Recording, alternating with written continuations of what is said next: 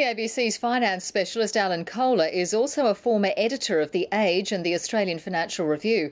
He says Fairfax is now paying the price of being too slow to move with the times.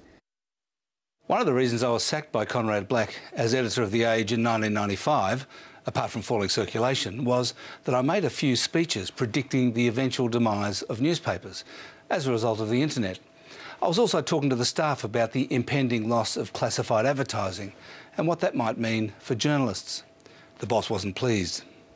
Mr Black and subsequent owners and managers of Fairfax didn't want to hear about the internet and what it might mean for newspapers, which is why the first CEO to really get it, former journalist Greg Highwood, has had to respond in one cathartic, traumatic announcement today, rather than gradually over 15 years, as the company should have been doing. Classified advertising has moved online and is now dominated by others. That's gone.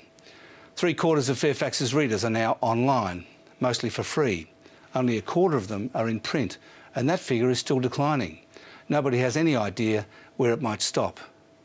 And the hard fact is that the advertising revenue from each online reader is a fraction of the revenue from each print reader. And that's partly because online advertising is accountable.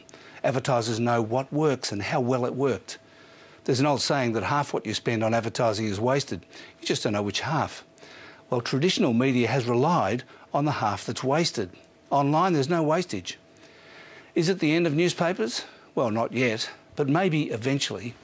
But it's not the end of journalism. Like games, movies and retailing, it's just moving online. And what Fairfax has acknowledged today is that as a result of that, it has to be done more cheaply.